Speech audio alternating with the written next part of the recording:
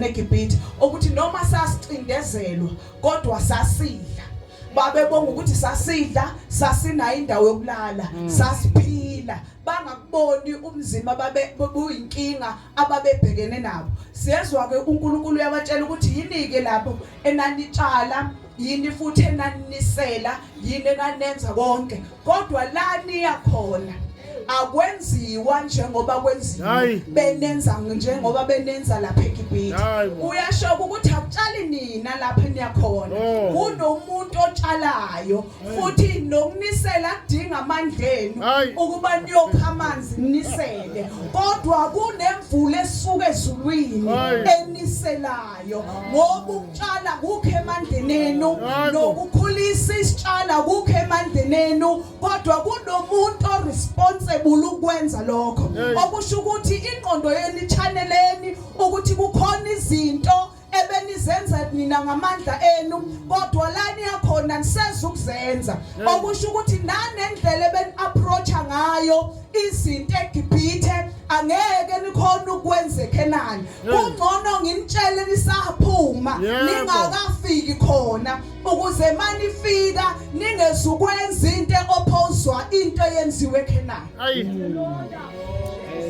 Jehova utshala maye sesho kusethi ukunomuntu mayisetshala ke uthi lo muntu uyanakekela futhi isitshalo uthi akagcini ngokutshala uthi uNkulunkulu uthi ke namehlo akhe uNkulunkulu akulo njalo athi kusukela eqaleni konyaka kuze kuyekupheleni konyaka okusho ukuthi akukho wena oyoyikhathaza ngakho okwakho nje ukuyilungisa nje ukuthi ke mina ngiyahamba ulungisa ingqondo yakho ukuthi noma ikuphi uNkulunkulu othi ngikwenze ngiyokwenza khona ngoba akukho nongafisa ukuthi ngikwenze mina akunakuphumelela ngoba kahle kahle eKhenana ngathi kuyosebenza icebo lakho uNkulunkulu wayefuna umuntu ozokwazi ukuthi ngoba ehamba eyilungiselela ukuthi ingqondo nomzimba wakhe nakho konke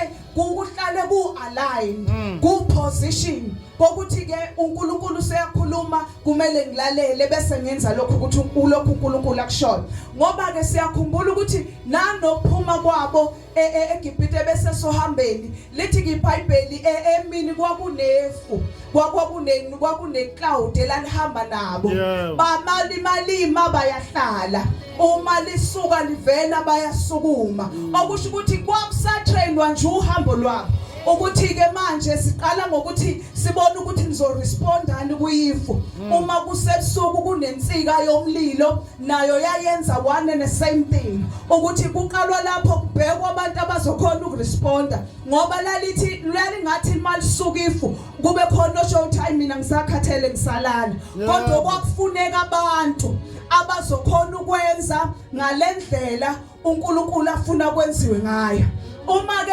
ekhuluma uNkulunkulu ubalungiselela iKhenani kwakungekho emandleni omuntu ukuthi engenza noma ngabe yini noma ungafisa into ukuthi yenzeke ngesikhathi sakho ngeke yenzeke eKhenani konke okwenziwe eKhenani kwenzeka ngokohlelo likaNkulunkulu ngoba kukho emandleni omuntu uguqula icebo likaNkulunkulu once wavuma ukuthi ngiyaphuma mina ngiye eKhenani kunomuntu responsible sukela unyaka uqala unyaka uziyophela uqala omunye unyaka uphinde uphele okusho ukuthi uma kukhona umuntu ozomengeza ukwenza okwenziwayo ethi yena ufuna lokho akufunayo akadeserve ukuba seKhenani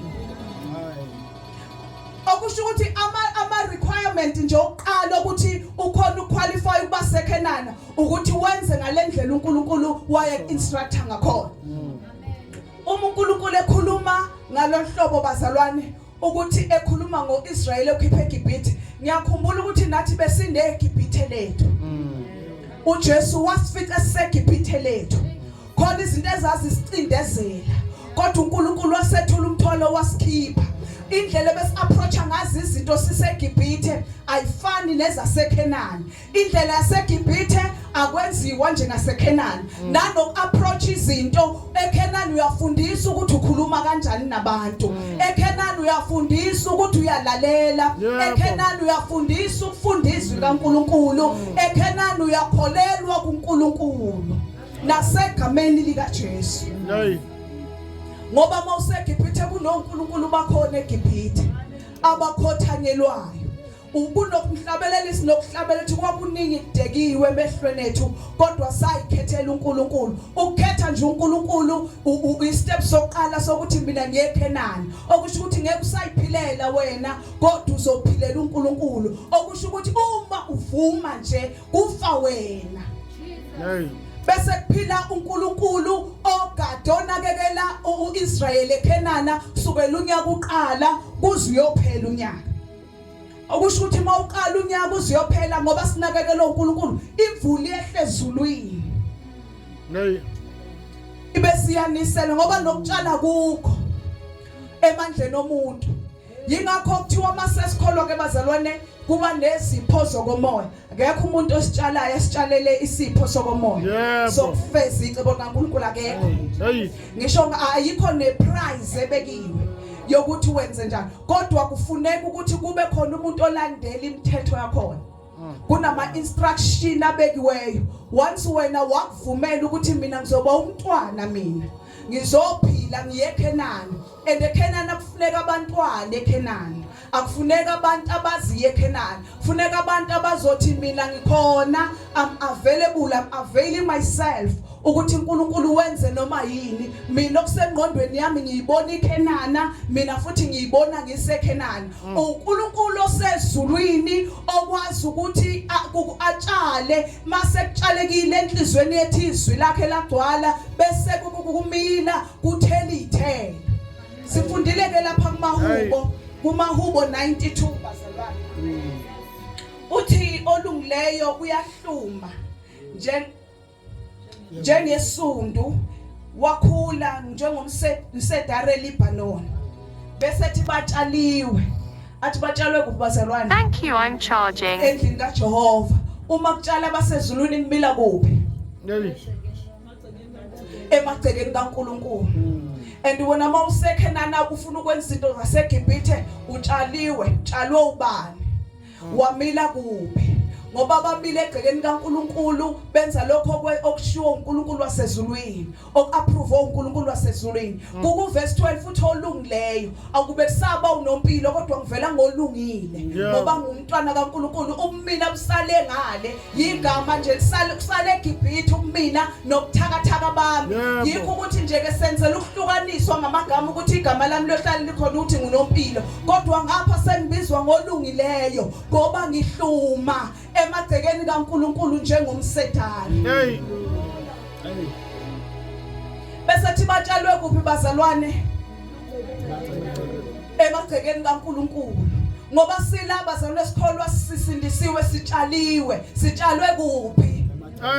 Similile. And kutshala bani emagcekeni asendlini kaNkulunkulu banotshalayo kumile lapho? Kutshala uNkulunkulu bese kumile emagcekeni kaNkulunkulu banoniselayo. Yena. Hallelujah. Unisela kusukela nini? Uqaleni konyaka kuze kube sekupheleni. Hallelujah. Ngoba sila bazalwane similile. Sitshalwe samila. Ngoba khona abadumisayo bamila kuphe emagcekeni kaNkulunkulu. Bese thina sekudaleni babo benza njani? Bathela ithelo. Bahlume babelihlaza. Ukuze benzeni bazalwane? Hallelujah. Okusho ukuthi akushumayela umfundisi. Otshaliweyo endlini kaNkulunkulu. Angithi ukushumayela kudinga ipulpit. Ukushumayela ngoJesu kufakaza ngamandla kaNkulunkulu, amandla esiphambano. Ukuthi uNkulunkulu luthando. Utshela umakhelwane wakho ukuthi kunothando likaNkulunkulu. uNkulunkulu muhle luthando. uNkulunkulu wethembekile. uNkulunkulu unamandla okuguqula isimo, uNkulunkulu uyakusiza umuntu, uNkulunkulu uyayigcina intombazane, uNkulunkulu uyamgcina umama, uNkulunkulu uyamgcina ubaba, ngoba kusuke ekhuluma umuntu otshalwe kuphi bazalwane. Haleluya. Athi nasebudaleni babo bahluma babelihlaza, bahluma njengesundu. And uma kulinganiswa ngesundu bazalwane, isundu uma limilile noma ngavuka isivunguvungu lizoya ngalapha esiya ngakhona. Uma sedlula libuye lime. Lime kube sengathi akaze sibe khona isivunguvungu. Uma uNkulunkulu esilinganisa nesundu bazalwane, uchallenge impilo yethu ukuthi isivunguvungu soba khona, noma ngaba khona isithotho lizolala isundu, lingalala u2 days, u3 days, u4 days, u5 days, kodwa masedlula liyavuka lime lihlaza ngoba batshalwe kuphi bazalwane. Hallelujah. Uma kutshala basezulwini kumilapha emagcekeni kaNkulunkulu. Hey. Okusho ukuthi ongamile emagcekeni kaNkulunkulu kutshalwe kuphi? Akutshalanga abasezulwini. Okusho ukuthi akutshalanga abasezulwini. Uma sitshaliwe simila kuphi bazalwane? Nezithelo zethu isebenza kuphi? Sizosebenza emagcekeni. Hey. Ithelo sizosebenza kuphi bazalwane? Emagcekeni. Ukuze senzeni?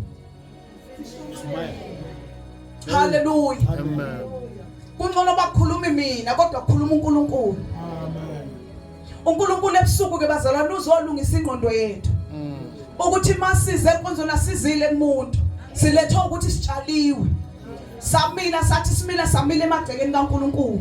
Yingakho sifuna ukuhlala emakhaya kodwa angahlaleki ngoba asimilanga emakhaya, simile emagcekeni kaNkulunkulu. Amen. Yingakho kukhona omama nogogo bethi abakwazi ukulala ngoba nasebudaleni babo bahlumile babahlaza. Uma behlaza bayathandaza, bayiso lebandla. Uma khuluma ngama gatekeepers abantu abasave impiseza. Yebo. Bese beyama ngomthandazo bayivimbe.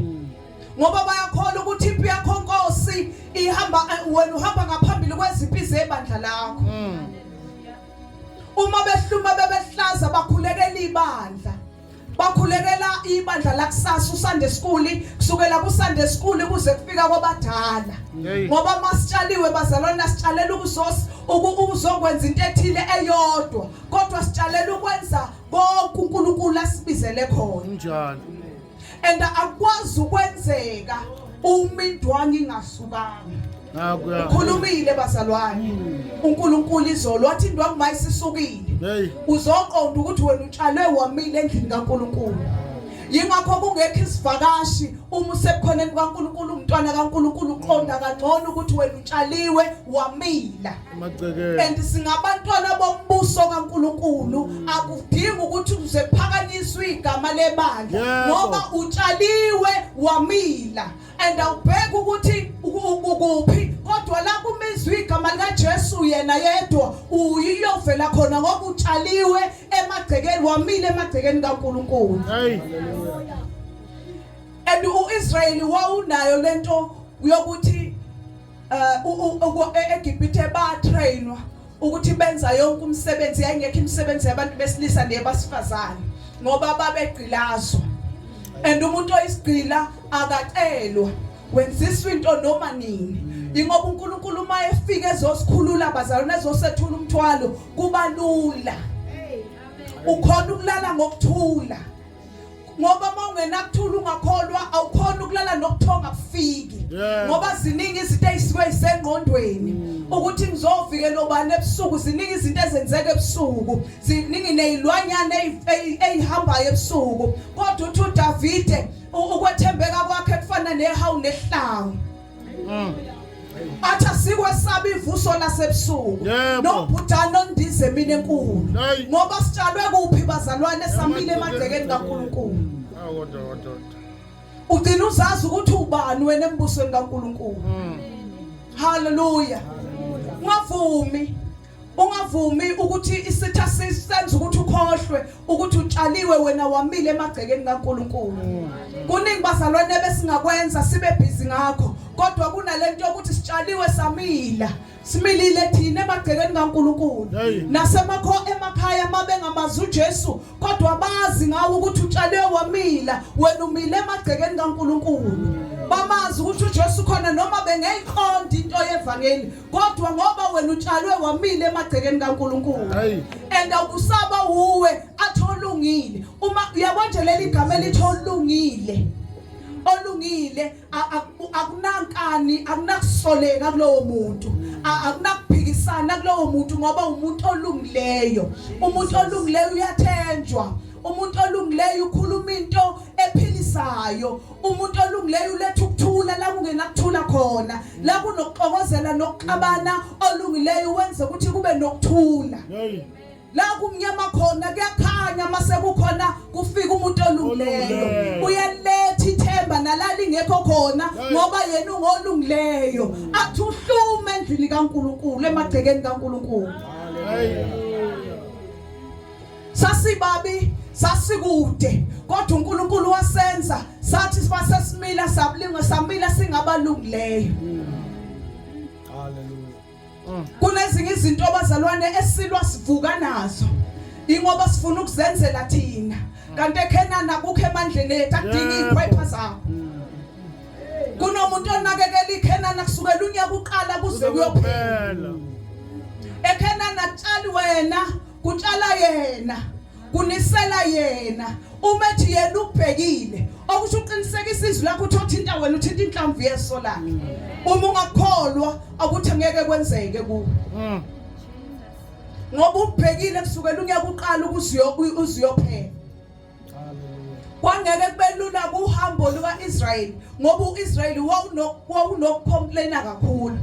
Israyeli wawubonga manje uma uNkulunkulu menzele okuhle babekwazi ukudumisa uNkulunkulu bembonge ukuthi akekho uNkulunkulu omunye ngaphandle kwakho. Benza ivumelwano bethi siyokhothama kuwe, siyokhonza wena wedwa. Kodwa ke kuvela impi noma ichallenge bathi sikhipheleni eGibhithe, okusho ukuthi ingqondo iyasala. Usuphumile for years wena usendleleni yaseKhenani, kodwa ingqondo ibiseGibhithe.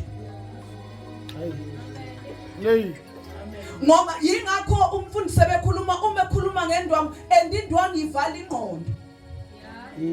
Okusho ukuthi inkinga isengqondweni. Wena kudala waphuma ngesidumbu ngokomzimba kodwa ingqondo isele. And uwo odeleyisa izinto zakho ngenxa yokuthi ingqondo iseGibhithe. Sideleyiswa uwe. uNkulunkulu uthembekile, uNkulunkulu uyenza konke. Ngokomzimba useKhenani, usendleleni eKhenani, kodwa ingqondo iseGibhithe. And kubhlungu ukuhamba komzimba, umzimba uyisiququnga, ikhanda lingekho.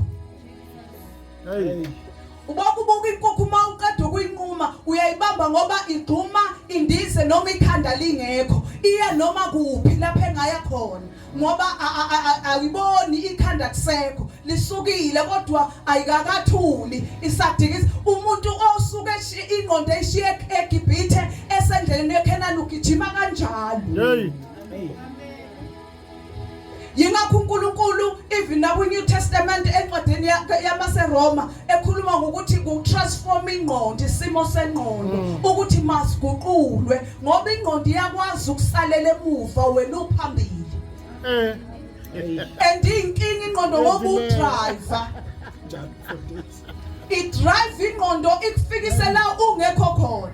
Ngoba ngisho ukuthi ngoba ngilayishoba nje ingqondo ingangenza ngibe kwanongoma. Ngicabange ngikubone kwenzeka practical ekhaya ukuthi kwenzakalani. Ngifise ngabe sengiyafika khona manje ngoba ingqondo injalo. Wangizokusho bazalwane ebusuku ukuthi uNkulunkulu uthembekile. Asibuyise ingqondo, singavuma ingqondo ihlukane nomzimba. And ingqondo mayihlukene nomzimba sithokoza uma kukuleso sikhathi leso singathokoziswa amakhorasi kudunyiswa. Kodwa uma ususesimeni ungakhona ukukumela ngalomhlabelo lodumisa ngawo. Yebo. sizokusho ukuthi uyalalelwa noma isikhathi noma izimo singavumi kodwa ke sifike isikhathi sokuthi ngingavumi angeke usalalela mina ngeke ngikhona ngeke ngempela ngeke mina ngeke ngoba ingqondo ayikho emzimbeni umzimba uyafuna usendleleni kodwa ingqondo ifuna ukulwa and ingqondo iyona driver iziphi umzimba energy yokuthi ulwe physical noma kuyimpi yakomoya efanele uyilwe spiritual ngoba ingqondo ayikho isemuva uNkulunkulu uzolungisa ingqondo yethu ukuthi ibuye ihambisane nomzimba kulula ukwenza isivumelwano uma ingqondo ingekho endleleni yaseKhenani isele eGibhithe kodwa ke kuthi uyasimela ufanele ukwenze practical akube kusabalula ukuthi kwenzeke mina ngizosho ukuthi awuyitshalanga wena kodwa utshalwa abasezulwini akukho emandleni akho ukunisela necebo likaNkulunkulu lingevinjwe ngempilo yakho okusho ukuthi kukhona okuzodingwa uwe uma usafuna khona kwenzeka usazoma ngoba kusebenza wena nomcabango wakho la kusebenza icebo likaNkulunkulu ngenxa ukuthi wena unqumile ukuphuma eGibhithe wathi ngisendleleni yaseKhenani akuzukusebenza ukucabanga kwakho eKhenani and lethi izoqala iprocess usasendleleni yokuthi ufike and uNkulunkulu wenza uIsrael wadelaya why round intaba ngoba isimo sengqondo sasingaguquliwe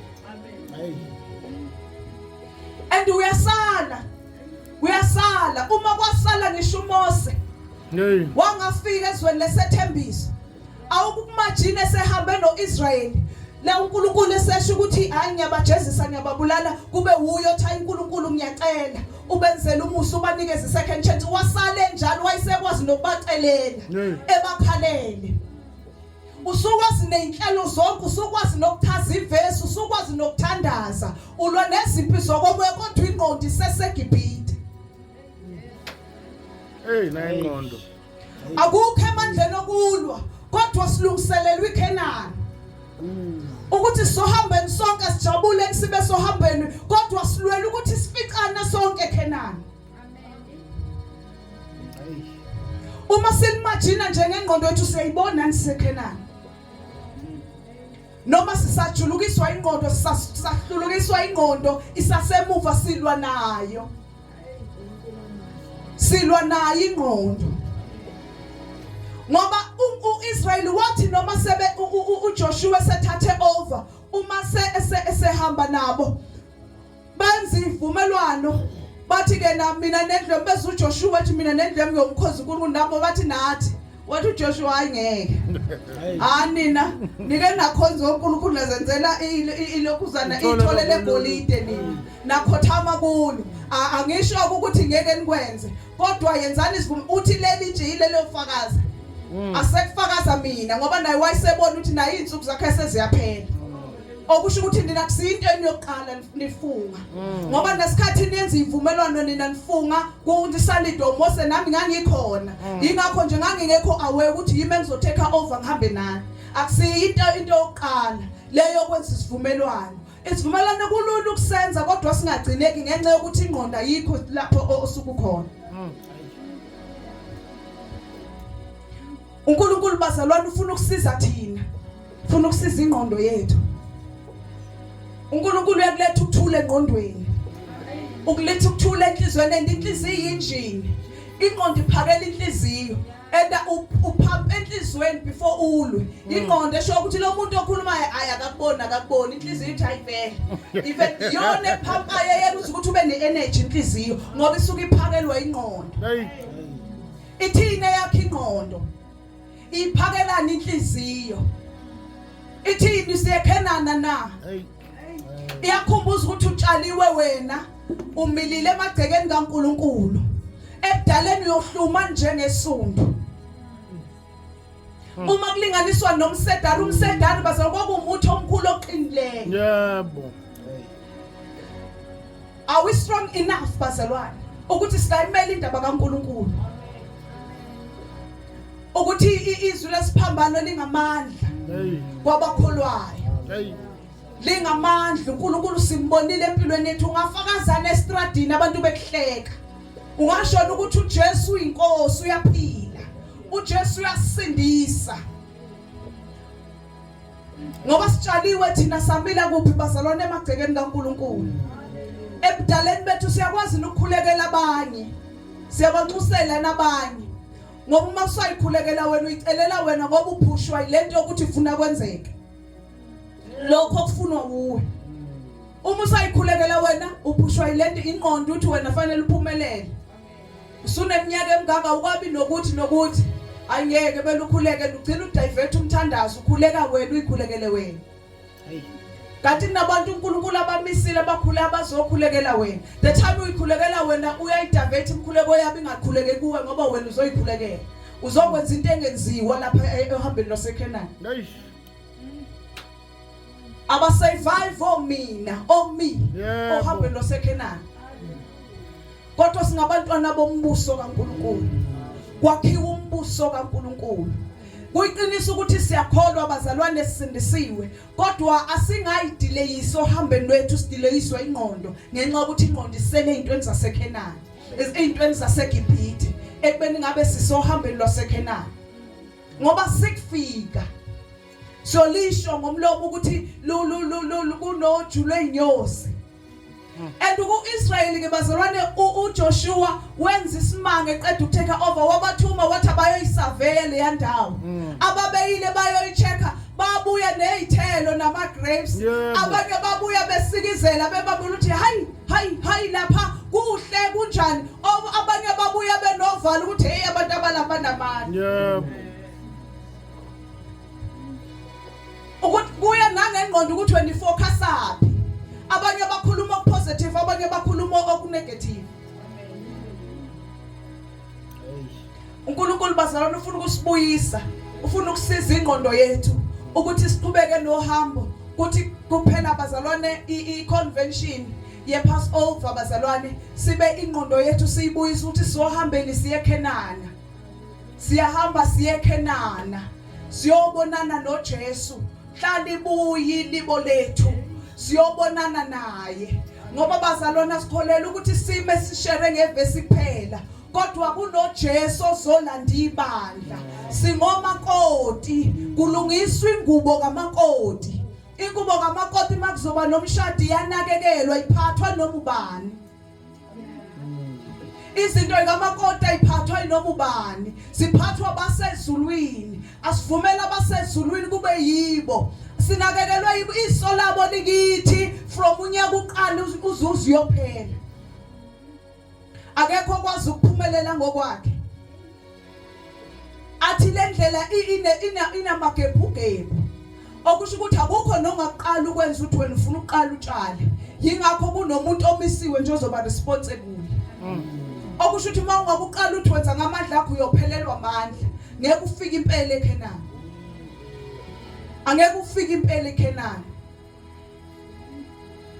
haleluya ilokho bazalwane uNkulunkulu akubekile enhlizweni yami ukuthi akagcini ngokunakekela kodwa namehlo akhe akulo njalo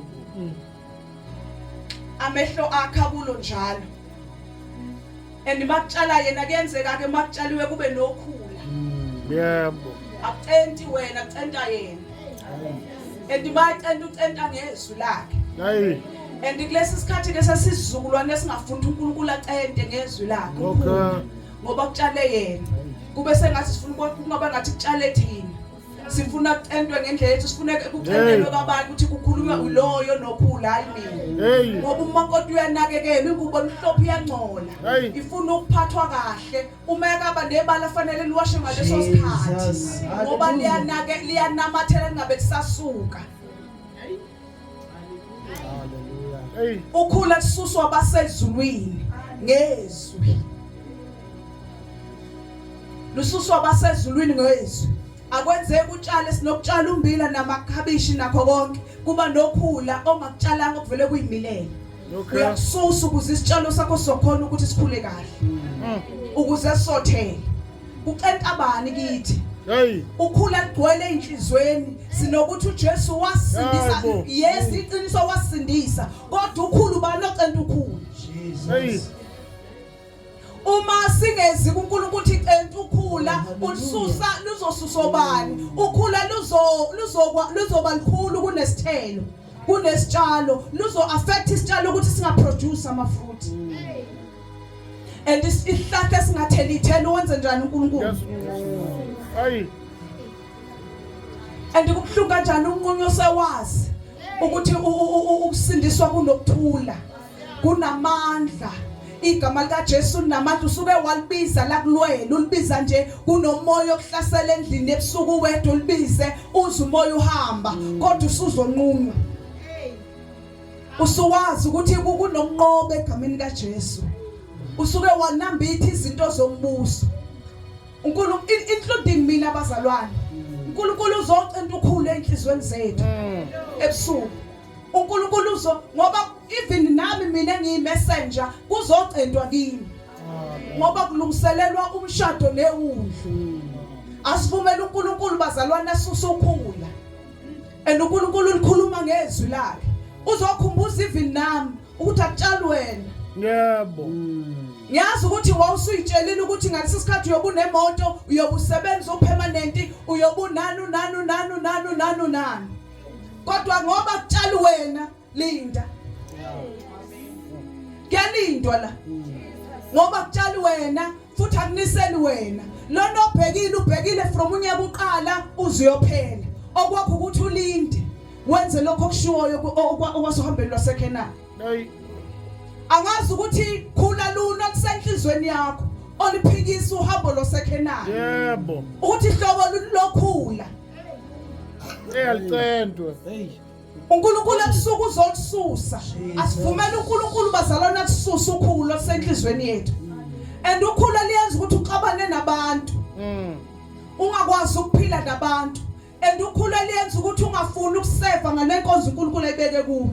And wenza le waseva ngenkonzo ongasiyofambula. Ngiyakutshela mina. Uyofambula.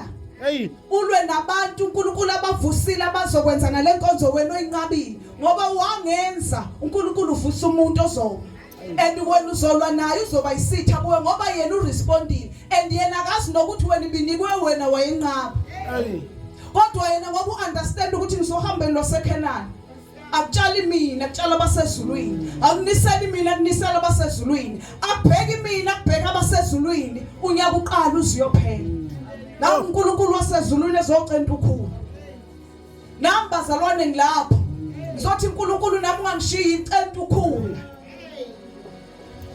Hayi bafowethu. Ukuthi uNkulunkulu ucente. Asingehli kule ntaba esikuyo uNkulunkulu usekhona.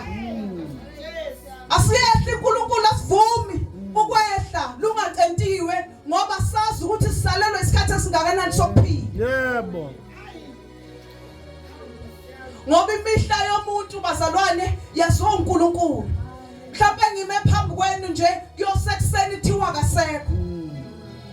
Yingakho ngisho ukuthi uNkulunkulu nami icenta ukhula. Lucente uNkulunkulu lucente. Angifisi ukusala kunento ezovala ithelo ngoba ngizukuthela ithelo. And ukubhlungu ukutshala uavocado ungabusathela. Uqala unyaka uphele. Uqala olandelayo asithela ihlahla sikhulu sihlaza kodwa sitheli. Wesithathu unyaka siyahlaza nje siyakhephuzela kodwa sinazi ithelo. Kunyaka wesifoyo uzuthi ingcono usikhiphe uyotshala esinye. Yebo. noNkulunkulu wenza kanjalo. Uma kwehluleka thina ezitshalweni esitshalile siyinquma kanjani kuNkulunkulu ngoba ushile ezwini lakho wathi singatheli ithelo uyasinquma. Asilahlele ngaphandle. And akagcini ngokunquma kodwa ulahlela ngaphandle. Sizothandaza abazalwane. Hallelujah. Sizothandaza sizocela umfundisi uzwaneze ngaphambili.